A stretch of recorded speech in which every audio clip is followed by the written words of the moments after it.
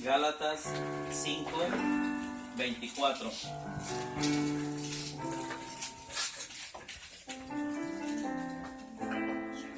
Dice la palabra del Señor: pero los que son de Cristo han crucificado la carne con sus pasiones y sus deseos. Este es un verso tan importante porque nos describe quiénes somos, y solamente hay dos esferas en las que podemos estar: o en la carne o realmente estar en Cristo. Y hay una forma que Dios nos da para saber si estamos o no en Él. Dice ahí mismo en el 22: mas el fruto del Espíritu es gozo, paz, paciencia, benignidad, bondad, fe, mansedumbre, templanza. Contra tales cosas no hay ley. Amén. Esta es la forma, hermanos, en que podemos saber si verdaderamente estamos en Cristo, si verdaderamente hemos crucificado toda esa antigua vida. Hoy somos nuevas criaturas, la palabra nos dice, y esta es la forma en la que lo podemos saber. Amén. Bueno, también el 25 está bonito. Si vivimos por el Espíritu, andemos también por el Espíritu. Amén, amén. Por el Espíritu de Dios. Amén. Es el Santo Espíritu, su santa presencia la que hoy mora en nosotros, y la mejor evidencia es que el mismo Espíritu nos redarguye hoy cuando hacemos algo indebido, o también se goza cuando hacemos algo como lo que nos hemos reunido en esta tarde. Es el Espíritu Santo que dice que clama a Dios como diciendo: Abba, Padre, porque verdaderamente ese Espíritu es el de Dios. Amén. Pongamos nuestro corazón entonces para alabar a nuestro Dios. Amén, gloria a Dios. Amén. Salmo 150.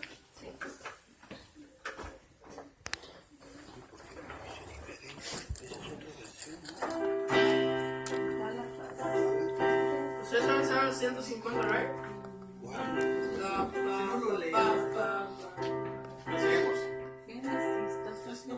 Necesito mis coristas. Ese es nuevo, comenzamos siempre.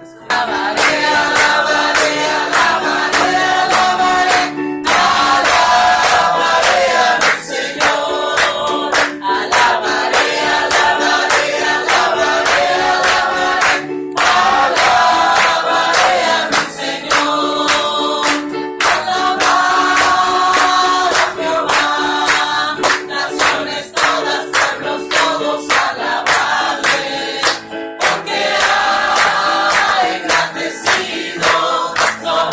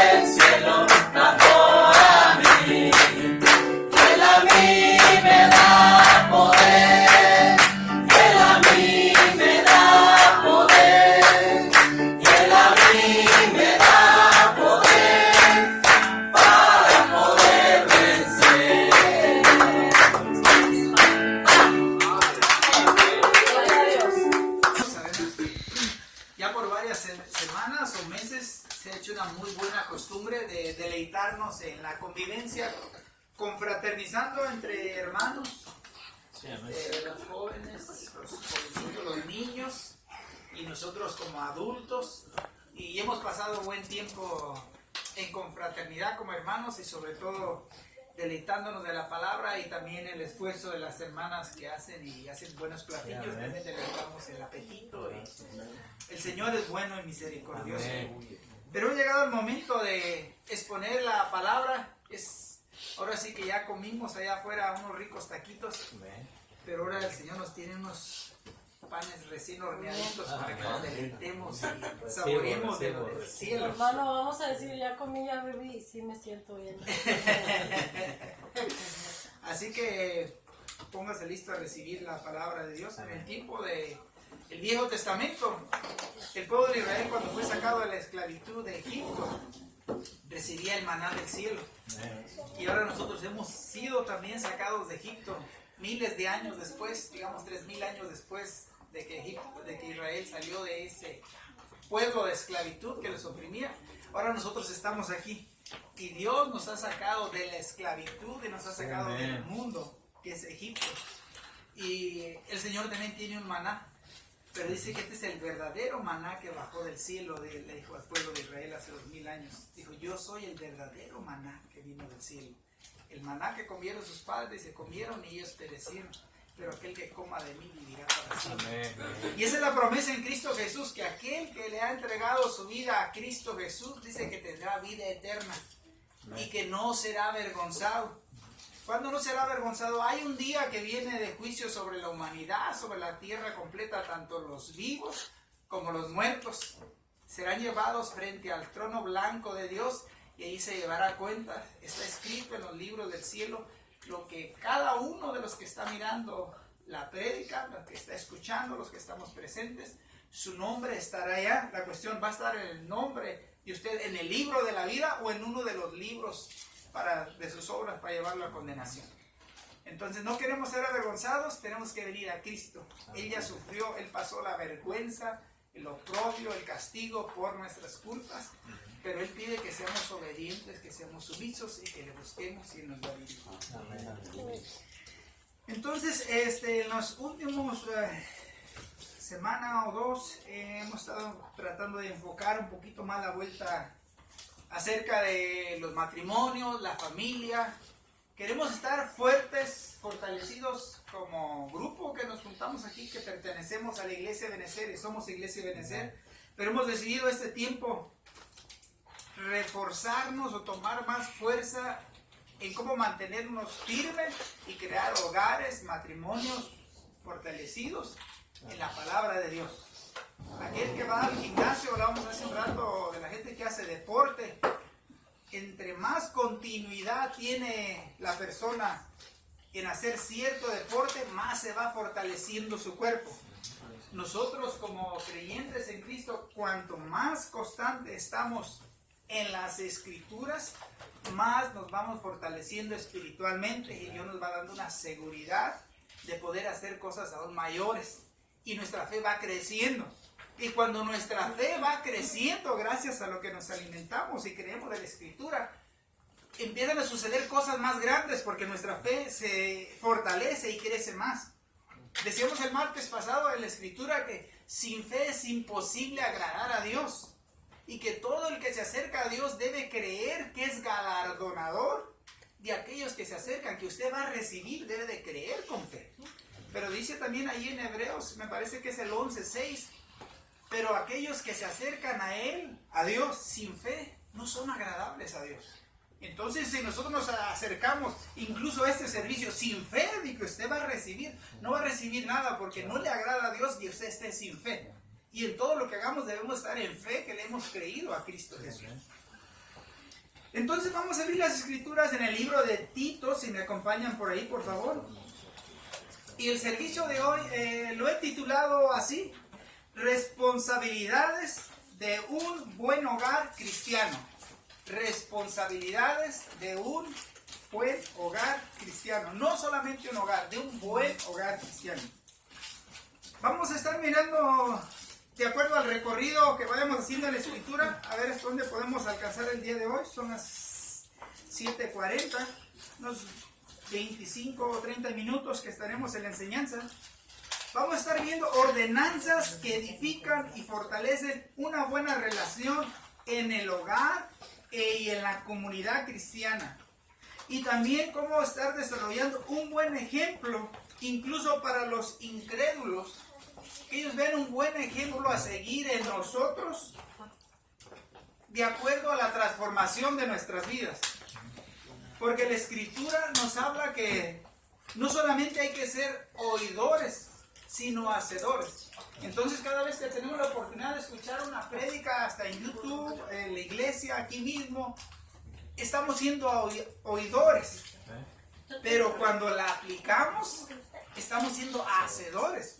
Entonces, si yo me convierto en un oidor, puedo escuchar 4 o 5 horas de palabra al día, pero no hago nada de eso que escuché, el mundo no va a ver ningún cambio en mí.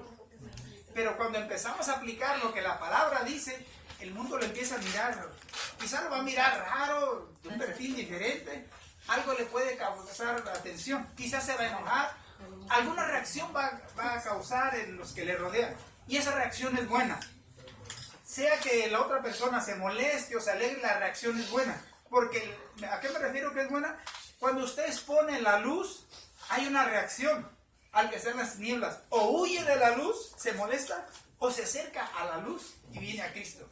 Entonces la palabra de Dios tiene ese propósito, ser una luz por medio de nosotros. Dice que la luz nos hizo la lámpara para meterse en lugar escondido, sino ponerse en lugar que alumbre. Y nosotros como hogares cristianos, como matrimonios, somos una luz. Somos todos una luz individualmente por la luz de Cristo en nosotros, pero hay una luz de acuerdo a lo que sale de nuestra casa. Mi esposa y yo somos una luz junto con nuestros hijos, una sola luz en la casa, y lo que hagamos de aquí afuera de nosotros, nuestro testimonio, o llevamos luz o llevamos oscuridad. Entonces no solamente abarca la luz personal, que es el testimonio personal de cada quien, pero una relación de matrimonio es una unidad de una luz. Somos un matrimonio ejemplar que podemos ayudar a otro, mostrar a otro cómo ayudarle a llevar su vida, o estamos siendo de estorbo. Entonces la luz debe estar en nosotros. Entonces la palabra, vamos a dejar que la palabra misma ella hable y nos vaya guiando y enseñando, porque como humanos, algo que nos decía el hermano Tomás en la prédica el jueves pasado, para los que estuvieron ahí presentes, y hablaba de esto, que muchas veces nos ponemos a razonar, y realmente razonar es bueno, porque eso nos hace ponernos en una posición donde estamos, en la situación general del mundo, o en una situación superficial, por decirlo así, pero razonamos muchas veces solamente humanamente. Dice, pero hay que verlo por fe en la Escritura, lo que la Escritura dice. Entonces hay un razonamiento humano, pero como nosotros no pensamos como Dios, tenemos que venir a la Escritura para meditar en lo que la Escritura dice, entonces tener un razonamiento adecuado. Entonces la palabra vamos a dejar que nos hable hoy y nosotros tomemos un juicio, una acción al respecto. Padre Santo, bendito Dios poderoso, mira que nos hemos reunido esta noche. Gracias te doy por la oportunidad que me has dado de poder exponer la palabra, mi Dios. Seas tú el que nos hable por medio de tu Escritura, mi Dios, y podamos recibir, Señor, aquellos que estamos dispuestos, un consejo, una tarea, algo adecuado, aquello que necesitamos en nuestras vidas, Padre, para que formemos un carácter, Señor, una vida ejemplar, como vida, Señor, cada uno de nosotros, y como vida en los matrimonios, y como vida como padres, y los hijos como hijos en un buen ejemplo. Padre, leemos tu Escritura, danos de honra, Padre, Hijo y Espíritu Santo. Vamos a leer en el libro de Tito, capítulo 2, del 1 al 10. Y después vamos a tratar de irlo meditando y desarrollando capítulo por capítulo.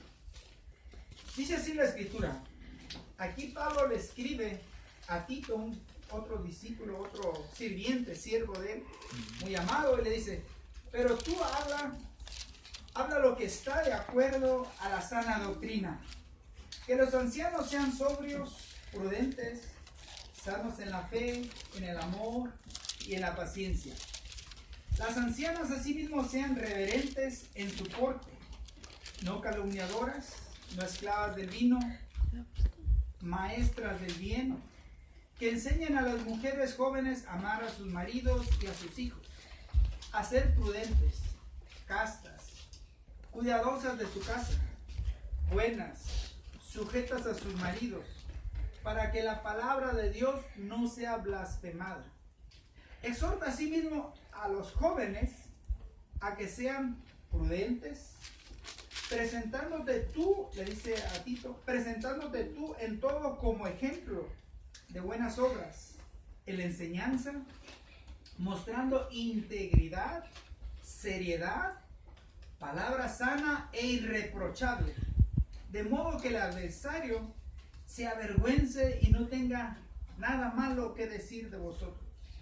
Exhorta a los siervos a que se sujeten a sus amos, a que agraden en todo, que no sean respondones, no defraudando, sino mostrándose fieles en todo, para que en todo adornen la doctrina de Dios nuestro Salvador. Amén, bendito Dios. Entonces vemos que esta escritura abarca un camino amplio de la vida suya y mía. Aquí Pablo le dice a Tito, mira, escribo esta carta de puño y letra ahí para que lleves y enseñes a las iglesias y para que pongas personal autorizado con ciertas características espirituales dentro de cada uno de los pilares de la iglesia para que la iglesia esté bien fundamentada. Pablo sabía que era necesario que los hombres y mujeres que estaban decididos a servir a Cristo en una cuestión de servir dentro de la iglesia como un pilar, como un fundamento, habla de unos ancianos que fueran personas irreprochables. Y realmente, si leemos, posiblemente ahorita vamos a leer un poquito más atrás, habla la característica, el detalle, cómo debe tener el porte un hombre o una mujer que le sirve verdaderamente a Cristo. Y wow, como que se nos hace hasta poquito como de fuera de orden en nuestro razonamiento de acuerdo a la idea del mundo en estos tiempos. Entonces, a veces hasta dentro de la misma iglesia, nosotros, como decía el hermano Tomás, a veces hemos razonado, yo estoy bien si lo hago de esta manera. Y aparentemente decimos, no peco porque pues lo estoy haciendo bien, creo que lo estoy haciendo bien, pero de acuerdo a mi propio razonamiento. Pero cuando vamos a la escritura y nos miramos en el espejo y nos saca todos los detallitos, las arruguitas al sol, decimos, caray, oye, entonces sí se ocupa una obediencia, está medio difícil, ¿no? Porque Dios pide de nosotros que le sirvamos con respeto, que caminemos de cierta forma, que no hagamos cosas que le ofenden, y son cosas que a lo mejor hago constantemente o cada 8 días. Y entonces servirle a Dios no es cualquier cosa. Realmente a veces parece que la iglesia en general se nos ha olvidado un poco los requisitos que Dios requiere de nosotros. Y hemos venido a veces cayendo en un cristianismo light, como luego le dicen, superficial, que por arriba, pues sí somos todos cristianos, pero a profundidad, si nos examina la palabra, nos empiezan a salir las rayitas, las costras ahí. No estoy bien fundamentado. Entonces el propósito de la palabra es fundamentarnos, afirmarnos, enseñarnos y corregirnos. Igualmente la cuestión de un matrimonio, como esposos, como padres de familia, necesitamos con más urgencia la palabra para estructurar una vida firme desde abajo, desde el fundamento hasta arriba. Porque estamos leyendo aquí, dice que debemos ser ejemplos, dice las ancianas, que enseñen a las más jóvenes casadas cómo se deben de comportar y cómo deben tratar a sus maridos. Entonces ya no es cuestión nomás de que voy a ver cómo la saco yo nomás mi matrimonio, a ver cómo me va a ver que lo saco a flote.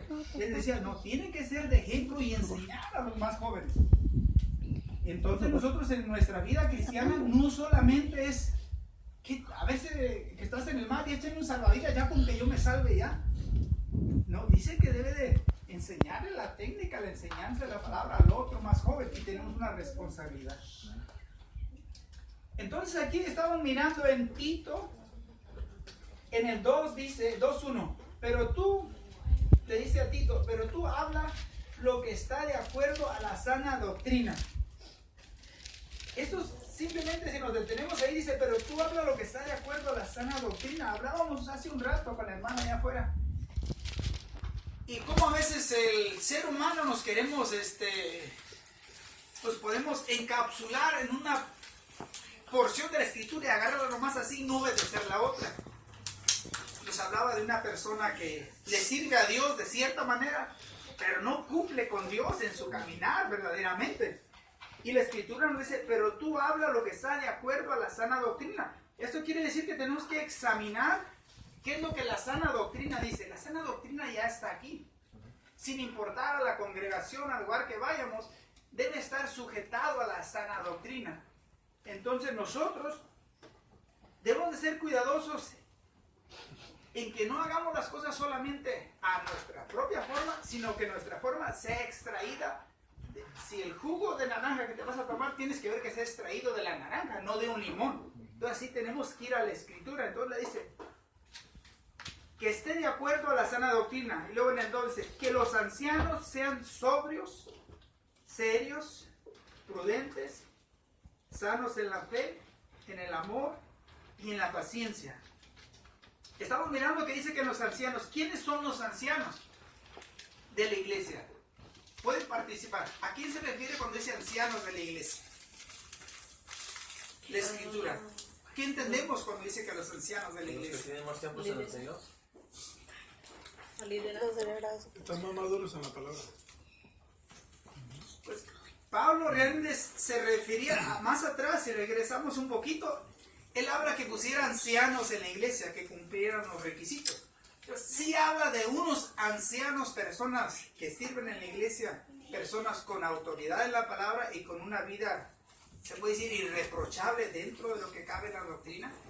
Entonces sí eran hombres o mujeres que estaban dentro de la iglesia, ancianos, ahora sí que físicamente, pero también un hombre, una mujer que tenemos tiempo, tanto el hombre o usted la mujer, que tenemos tiempo en la escritura, en el conocimiento de la palabra, usted ya viene siendo un anciano en cuestión de que tiene más tiempo, ha crecido más en conocimiento, en estabilidad. Debemos de buscar esa posición de anciano en que usted pueda aconsejar a alguien más, aunque usted no tenga la posición en la iglesia.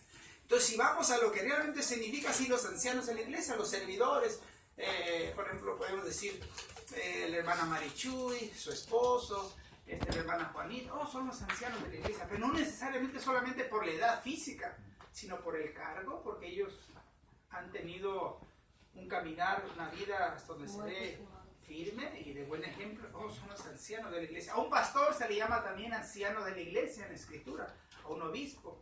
Y nosotros debemos buscar esa madurez, es también ejemplar para nosotros.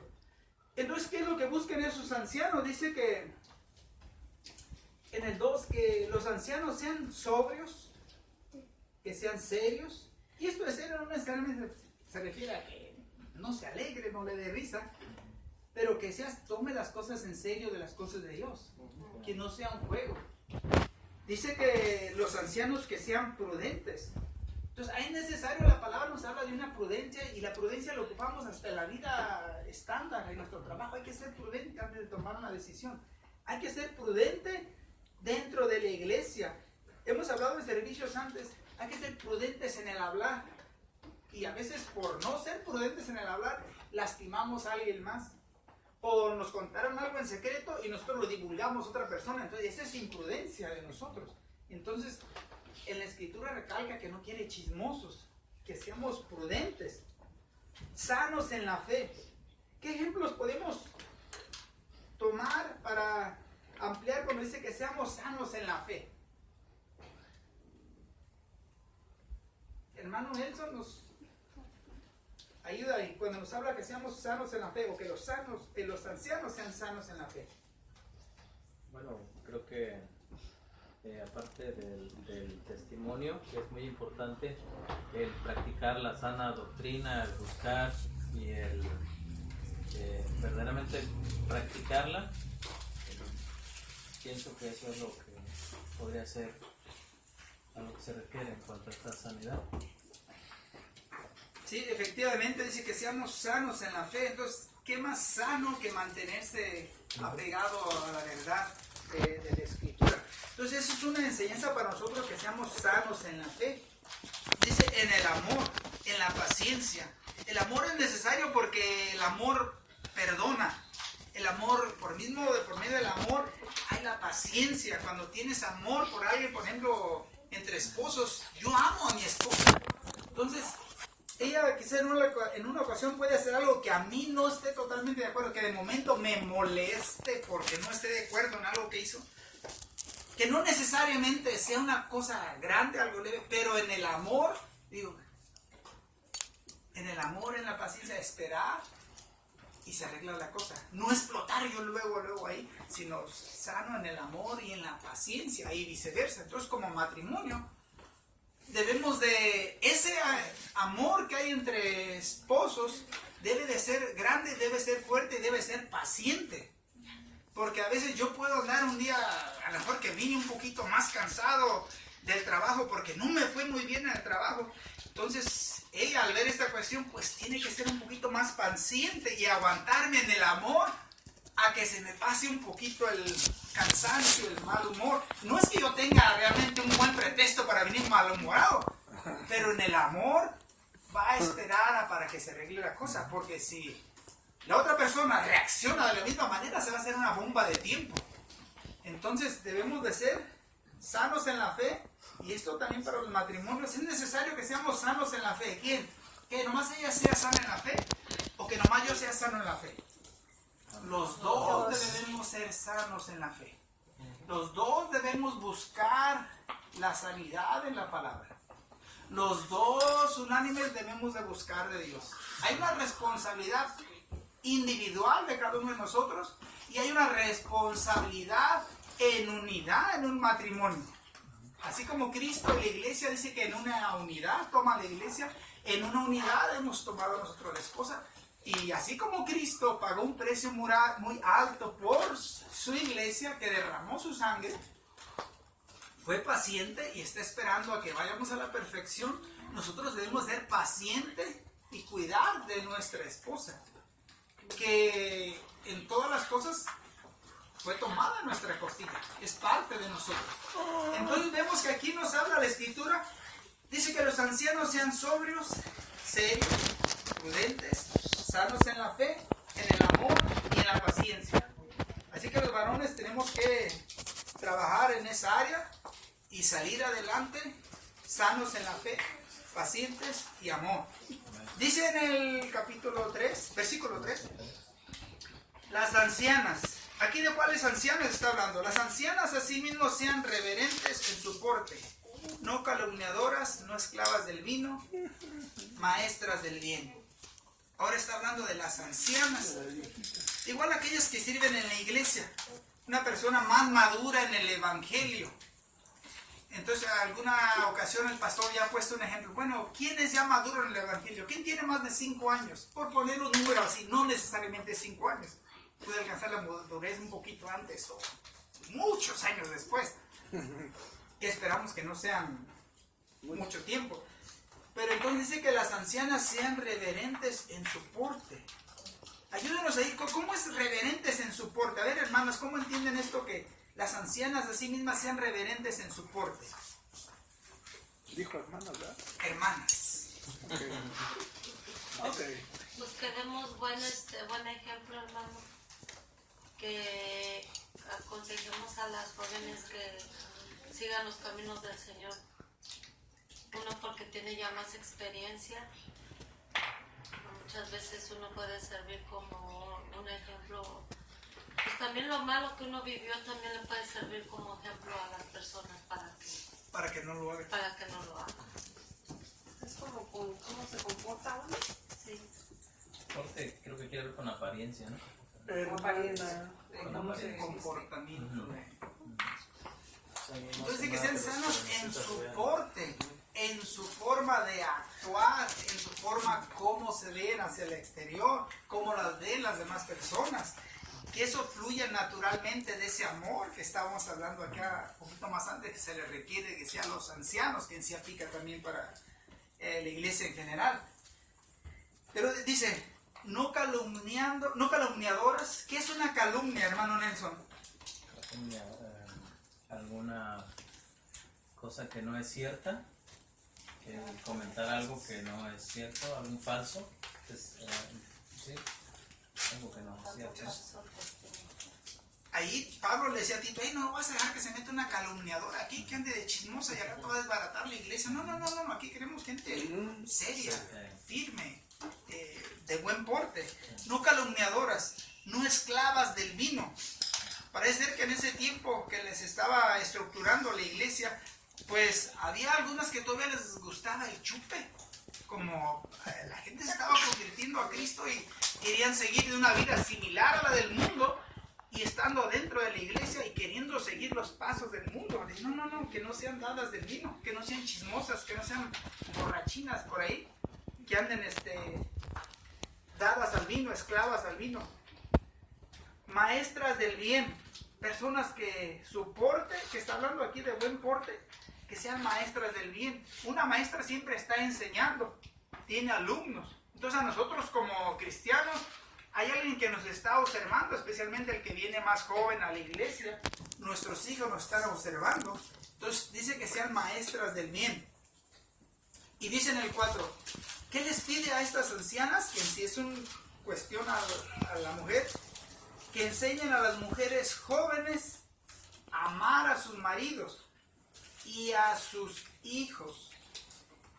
Caray, dice que enseñan a las mujeres jóvenes a amar a sus maridos y a sus hijos. Vemos que aquí entra la cuestión de que la mamá tiene la responsabilidad de enseñar a sus hijas.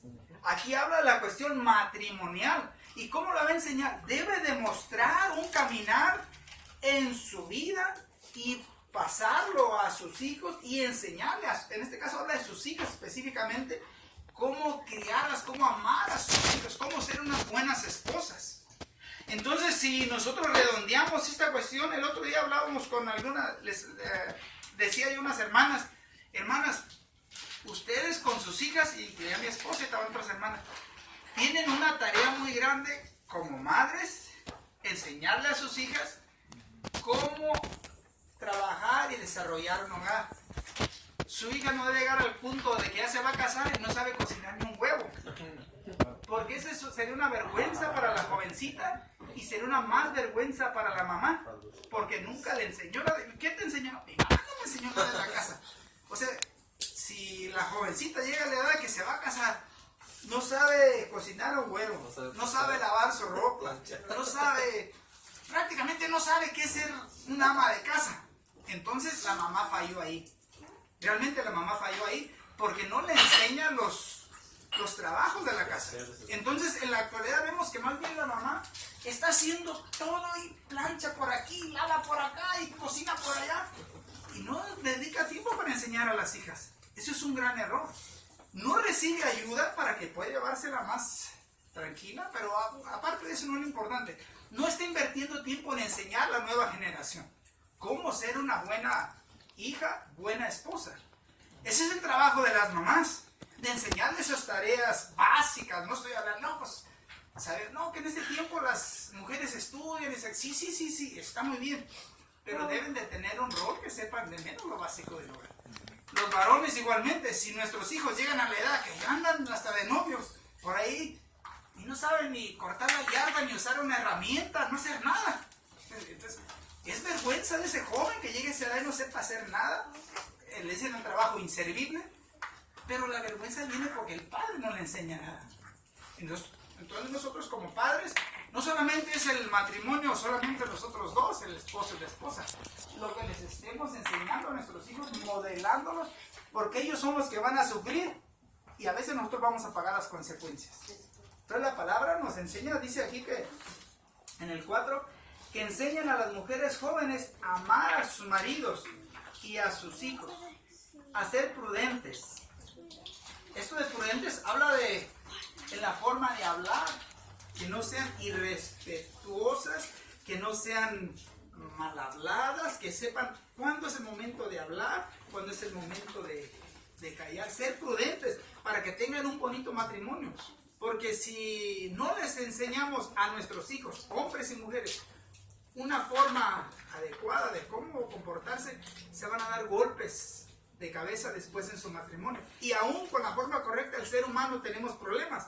Ahora, sin tener la educación necesaria, va a ser peor. Dice en el 5, a ser prudentes, hablando de las mujeres, castas, cuidadosas de su casa. Dice, es Pablo. Yo solamente estoy pasándole a lo que dice Pablo. Cuidadosas de su casa. Quiere decir que sepan tener una casa ordenada, no una casa desordenada. Yo algo que se me quedó bien grabado y hasta la fecha me viene bien a la mente. En mi casa, 5 hijos, fuimos 5 hermanos, 5 mujeres. Pero cuando ya era hora de que todos nos levantábamos y se dice, es una vida de antes. No. Tenían que estar, las mujeres se encargaban de la casa y los varones de afuera. Nosotros nunca estuvimos echando tortillas. No, eso no. Y mi papá dijo, es bueno que nos enseñen hasta hacer tortillas porque un día si van a Estados Unidos les va a tocar hacerlas. Pero no porque usted tuviera que estar echando tortillas, no. Nosotros salíamos al campo, a hacerlo del campo y las mujeres hacían el trabajo de la casa. Entonces no debemos de mezclar los roles. El varón debe enseñarle al hijo a ser varón. Cosas, lo que Dios lo creó, para lo que lo creó. No que no pueda hacer las otras y viceversa. Pero hay un rol. La mujer le tiene que enseñar el rol femenino. Y no porque no pueda hacer cosas que son masculinas. Un estudio de ciertas cosas. Pero hay roles y expectativas que se esperan de uno y otro. Entonces dice aquí, Pablo le dice, a ser prudentes, castas, cuidadosas de su casa, buenas, sujetas a sus maridos, para que la palabra de Dios no sea blasfemada. Fíjese que aquí habla acerca de cuando una mujer no es sujeta a su marido, y no estamos hablando que sea esclava del esposo, ni que el esposo la va a golpear, ni la va a maltratar, ni va a tener 2 o 3 mujeres porque él es la cabeza. No, eso no es de la escritura. Pero dice que cuando la mujer no es sujeta a su marido, dice que el nombre de Dios es blasfemado.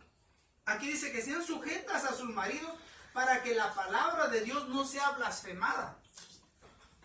¿Qué nos está hablando aquí? Que cuando hay un matrimonio, hay un hogar, nosotros como cristianos, y digamos un ejemplo, que como cristianos,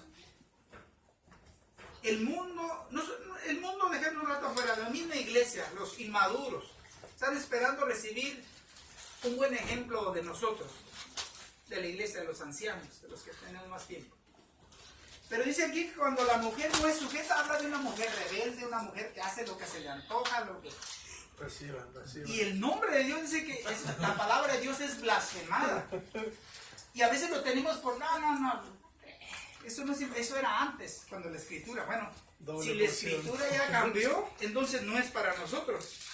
Pero dice que para que la palabra de Dios no sea blasfemada. Y si buscamos la escritura, dice porque Dios creó al hombre primero y después la mujer. Pero dice, no debemos de dejar de tomar en cuenta que el hombre, nacimos también de la mujer, viene la descendencia. Pero entonces la sujeción Dios lo creó así. En una sujeción es en estar en un acuerdo de humildad, en un acuerdo de que si van a hablar los dos, se toma una decisión junta, pero al varón debe de tener la capacidad de tomar las decisiones y llevar las riendas de un hogar. Debe de tener la capacidad y la decisión de llevar las riendas de un hogar. Por ejemplo, sabemos que en este país la mayoría de personas trabajan ambos. En otros países allá, siempre han trabajado ambos, la mujer trabaja a lo mejor hasta más en la casa. Nos referimos a que el hombre debe sacrificarse por traer lo suficiente al hogar y velar y cuidar al hogar, cuidar a la esposa. Es nuestra responsabilidad. Si hay un hombre que no cuida de su esposa, entonces quizás no se ha sido suficiente hombre todavía enseñado para cuidar de esa costilla, eso que Dios le dio. Porque una esposa es algo que se debe cuidar, es algo delicado. Dice la escritura que es como un vaso frágil. Reciban, hermano. Reciban. Entonces el hombre debemos de ser capaz y esforzarnos por tener un cuidado de nuestra esposa. Nuestra esposa es algo especial, algo delicado. que debemos de cuidar de ella. Entonces dice aquí que las mujeres sean sujetas a su marido. Para que la mujer sea sujeta a su marido, el marido debe tener una base de la palabra de Dios. Debe ser sujetado primero a Cristo. Si yo estoy bien en Cristo, y yo puedo pedirle a mi esposa que se sujete de acuerdo a la palabra. Pero si yo no estoy bien en Cristo, ¿para qué le puedo pedir que se sujete? Quizás ella me va a decir, no, tú sujétate a la palabra, mira, wichi wachi. Ay, no, sí me gusta el mundo. Pues, no, el hombre debe poner el ejemplo primero en el hogar. Les digo yo, tocamos el tema hace poco con algunos hermanos, le digo, no, es que yo pienso, y de acuerdo a lo que dice la Escritura, no solamente en mi razonar, que el hombre es el que debe dar el primer paso de estar sirviendo en la iglesia. A mí me da un gusto que mi esposa, en lo que ella sirve en la iglesia, qué bueno es, pero yo no le pido que sea más que yo, ¿no? Si yo veo que ella se esfuerza de cierta manera, pues me va a motivar, pues yo me voy a esforzar más. En cuestión de que el hombre debe ser la cabeza, no es, pues tú sirve en la iglesia, yo me quedo en la casa, voy a ver el fútbol o otra cosa. Entonces, no el hombre, entonces ¿dónde está la cabeza del hogar? El hombre debe tener el liderazgo en la palabra, ser primero. Si es que se ocupa oración, el varón primero. Y ya, la mujer lo acompaña. Pero a veces se deja más, pudiera ser que la mujer sea la que haga lo espiritual y el varón... No, la palabra nos exhorta a que seamos cuidadosos en esa área. Dice en el capítulo 6, ahí dice, exhorta a sí mismo a los jóvenes a que sean prudentes. Habla acerca de los jóvenes, Reciban, jóvenes. Que sean prudentes. A nosotros se nos enseña como padres a enseñarles el respeto, y a veces somos un poquito tough. But it's needed. Se le está haciendo moldeando, getting in shape, para cuando lleguen a su edad madura, ya tengan una base bien clara de quiénes son en Cristo y quiénes son como seres humanos y cuál es el rol que Dios les dio. Entonces a nosotros se nos habla que no seamos ásperos cuando quizás hagan algo incorrecto, no solamente ser ásperos, explotar así porque sí, pero sí darles corrección, guianza en el amor.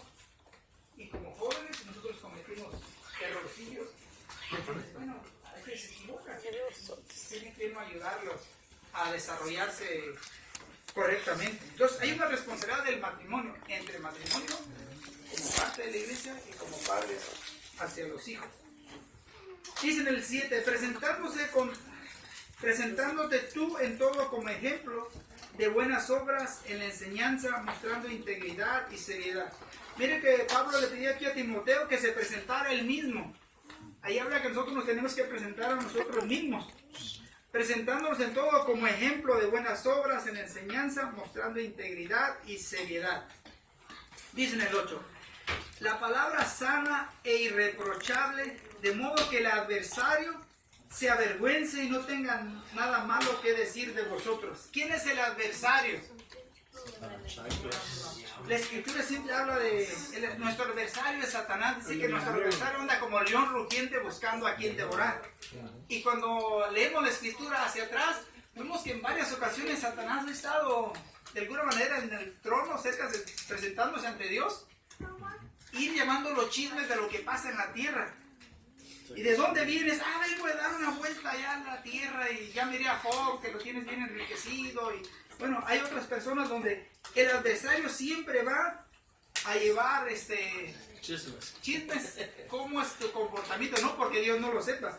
Pero dice que en el 8, palabra sana e irreprochable, de modo que el adversario se avergüence. Habla de dos adversarios. Tenemos un adversario, el ser humano, el inconverso, que no tenga nada de qué hablar malo de nosotros. Y que si habló algo de nosotros, él sea avergonzado por nuestras buenas obras y se descubra que él fue falso. Pero de todas maneras, ese adversario físico está influenciado por Satanás. Entonces nosotros con un comportamiento adecuado, Satanás queda avergonzado junto con sus ayudantes. Dice en el 9, exhorta a los siervos a que se sujeten a sus amos, que agraden en todo y que no sean respondones. Aquí nos habla, podemos ponerlo en nuestro trabajo. Nosotros tenemos personas que están en una autoridad más alta que la de nosotros. Todos, al menos que seamos el único dueño de la empresa, pero tenemos a quien rendirle cuentas. Y el consejo fiel como cristiano, recuerda que ya hemos venido viendo el perfil que debe tener el cristiano, el anciano, la anciana. Y ya acá al final, si supuestamente tiene este perfil y llega en el trabajo y yo de respondón me ando golpeando hasta el encargado, y ese perfil que traías allá, ¿qué? Se cayó el teatro, se cayó el teatro. Porque dice que allí en el trabajo, dice, exhorta a los siervos. En ese tiempo aún había la esclavitud, pero en una forma similar nosotros estamos sirviendo, cambiando nuestro tiempo por unas horas de trabajo. Y dice, exhorta a los siervos a que se sujeten a sus amos, a que agraden en todo y que no sean respondones. Recibo. Entonces, si vemos la cuestión, no necesariamente siempre el amo va a tener la razón, pero digamos que él te pide que hagas, estás barriendo, algo básico, estás haciendo una barrida ahí de tierra en el trabajo, y llega el mayordomo o el dueño de la empresa y dice, no, así no me gusta que barras, barre hacia aquel lado, ponlo para allá. Y tú dices, pero si a mí me gusta para acá. Y cuando salía, tú le das para acá.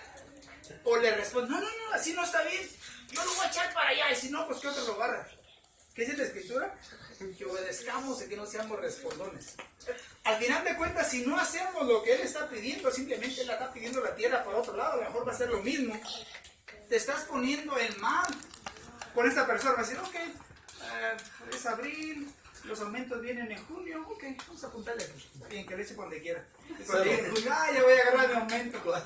Y ya tiene ahí como 5 o 6 notas. Este es respondón, mal agradecido, no hace las cosas como yo quiero.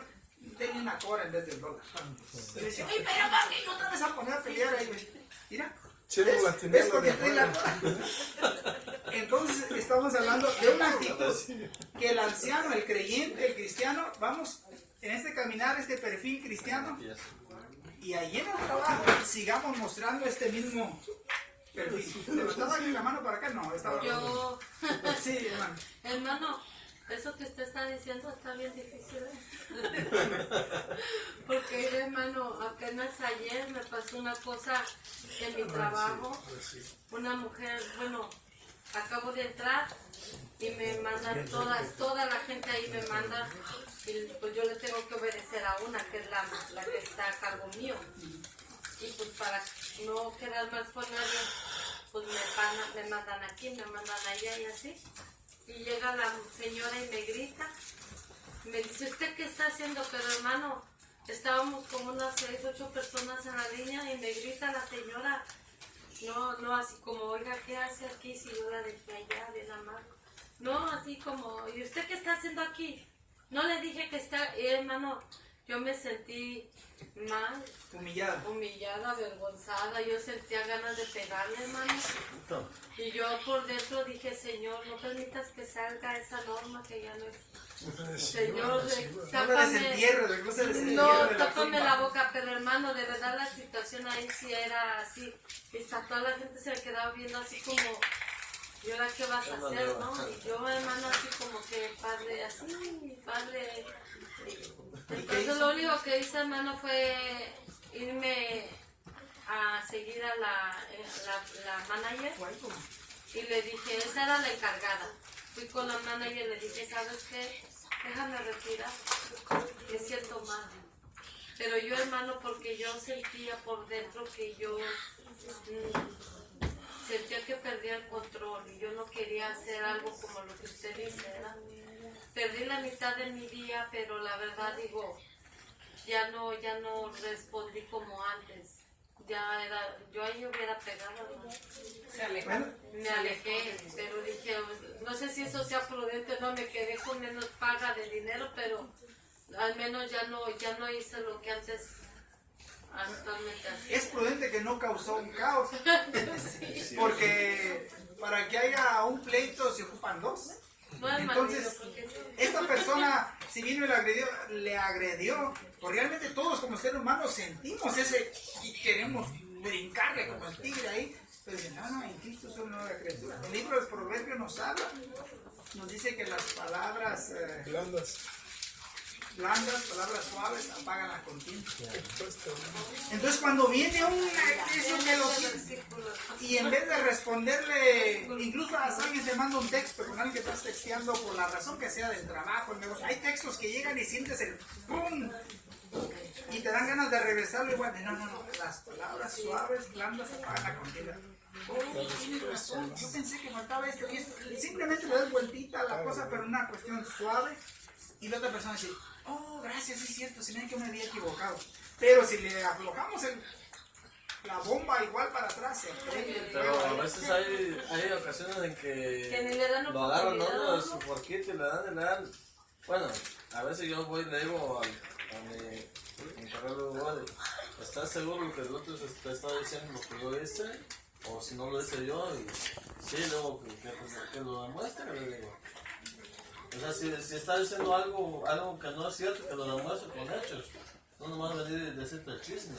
Entonces vemos lo que dice Pablo en 9, dice, exhorta a los siervos, ya estamos acabando aquí, nos falta aquí, exhorta a los siervos, a los servidores de un trabajo, a que se sujeten a sus amos, a que agraden en todo, que no sean respondones.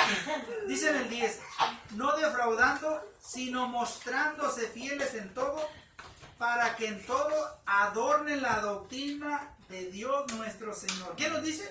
Para que en todo. Tiene que sufrir, a veces tenemos que sufrir esa cierta humillación y dejarla pasar al plano, ponerla en las manos de Dios y Dios se encarga de ello. Y dice, ¿para qué? Dice, para que en esto se adorne la doctrina de nuestro Dios.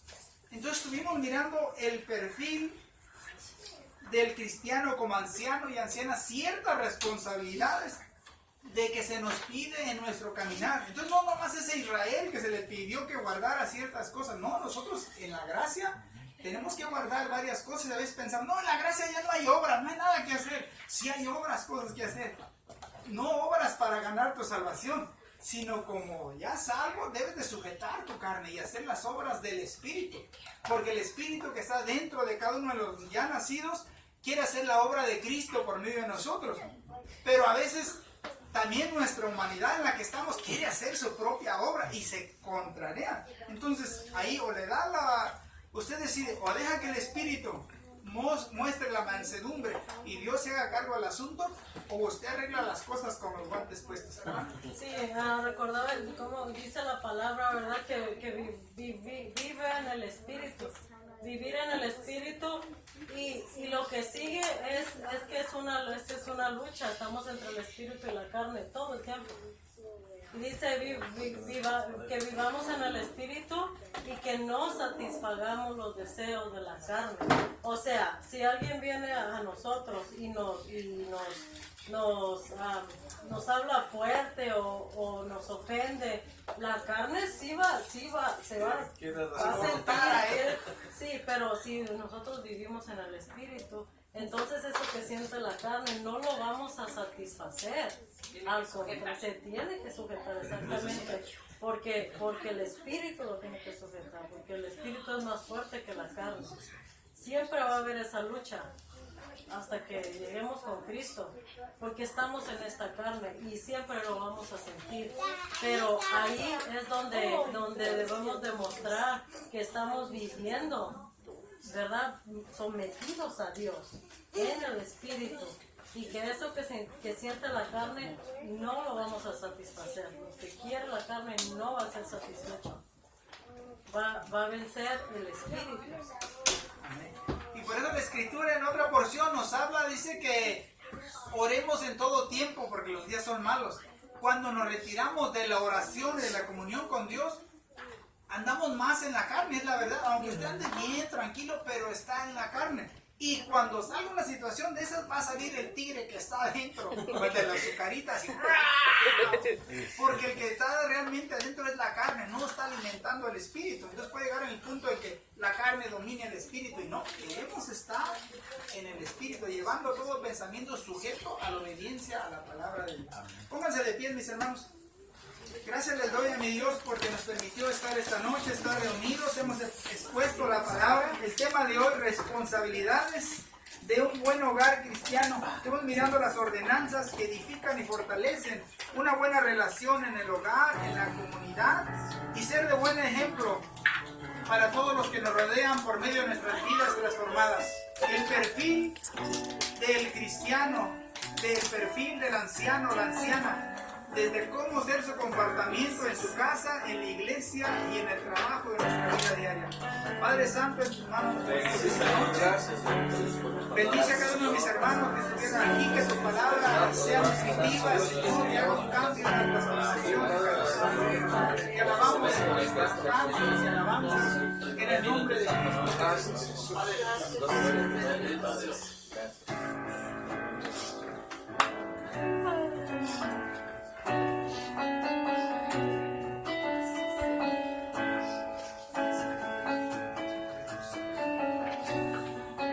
Te alabamos.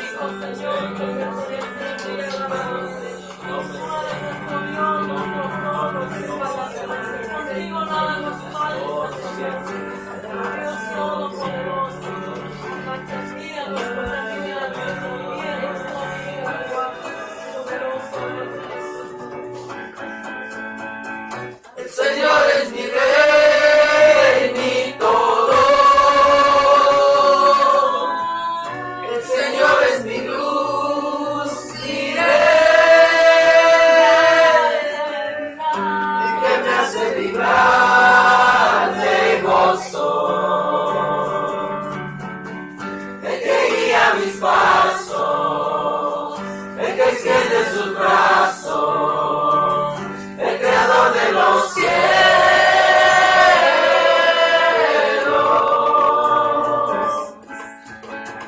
El Señor es mi rey, mi todo.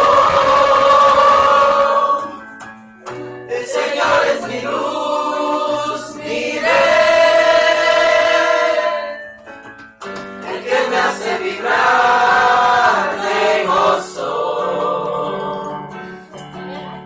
el que guía mis pasos, el que extiende sus brazos, el creador de los cielos.